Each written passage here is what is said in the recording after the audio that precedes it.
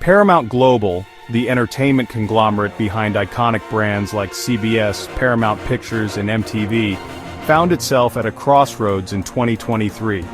The media landscape was changing rapidly. Streaming services were upending traditional television. Paramount, despite its legacy, was struggling to adapt. Its financial performance was shaky. Investors were growing anxious. The company needed a bold strategy to navigate these turbulent waters. Behind the scenes, a power struggle was brewing. The company's dual-class share structure, a relic of a bygone era, gave Shari Redstone, daughter of media mogul Sumner Redstone, outsized control.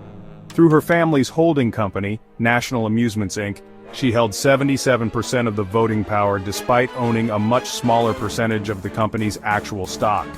This unusual structure would have far-reaching consequences for Paramount's future. The need for a bold strategy to confront the fierce competition of the streaming wars was evident. Paramount had to capitalize on its extensive content library and production capabilities to rival platforms like Netflix and Disney+. This effort centered on the launch and promotion of Paramount+. To guide such a pivotal transformation, the company required directors with the experience and vision to navigate complex industry shifts. Dawn Ostroff joined Paramount's board in May 2023, at precisely this turning point, to support its strategic pivot towards streaming. She began her career in journalism as a reporter for a CBS affiliate in Miami, and later held senior roles at major media companies such as 20th Century Fox and Disney. Most notably, she served as Chief Content Officer at Spotify. With her deep expertise in both traditional and digital media, Ostroff was uniquely positioned to help lead Paramount through this critical evolution.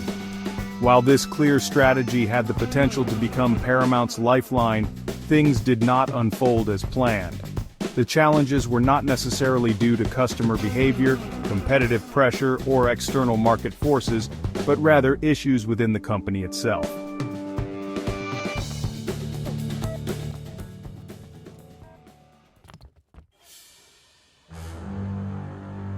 At the heart of Paramount's power struggle was Shari Redstone. Her father, Sumner, had built a media empire through shrewd deal-making and a ruthless approach to business. Shari, inheriting his controlling stake in Paramount, seemed determined to chart her own course. Her vision, however, remained opaque to many. Redstone's control, stemming from the dual-class share structure, allowed her to wield immense influence over the company's direction. She had the power to appoint board members, approve major deals, and crucially, overrule the wishes of other shareholders. This concentration of power, while legal, raised concerns about corporate governance and transparency. As Paramount's financial performance faltered, Redstone came under increasing scrutiny. Critics argued that her focus on consolidating power had come at the expense of the company's long-term health.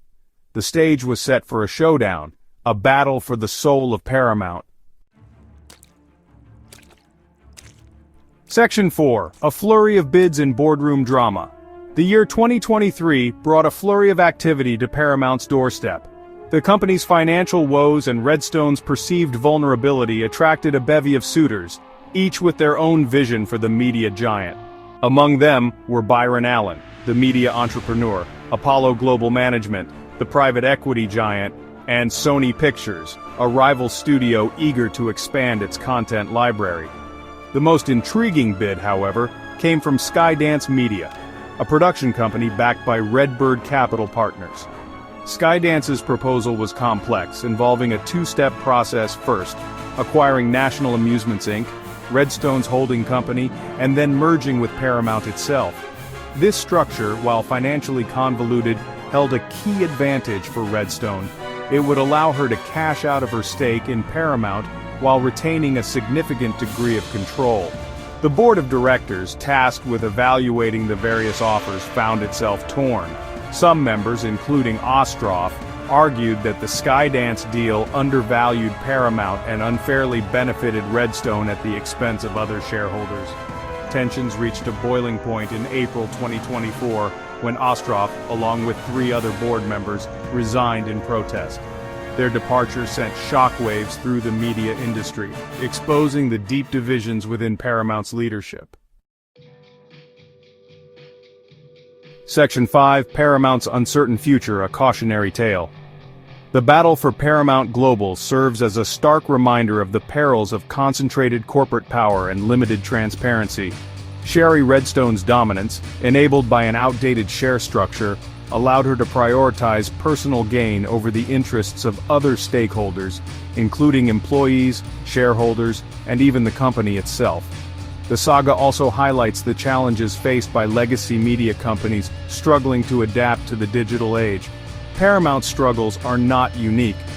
The rise of streaming, coupled with changing consumer habits, has upended the entertainment industry, forcing traditional players to rethink their business models. As of today, May 15, 2025, Paramount's fate remains uncertain. The Skydance deal, while initially favored by Redstone, has faced legal challenges and pushback from investors. The company finds itself in a precarious position. Its financial future is unclear, its leadership is divided, and its legacy is at stake. The battle for Paramount is far from over, and its outcome will have lasting implications for the media landscape.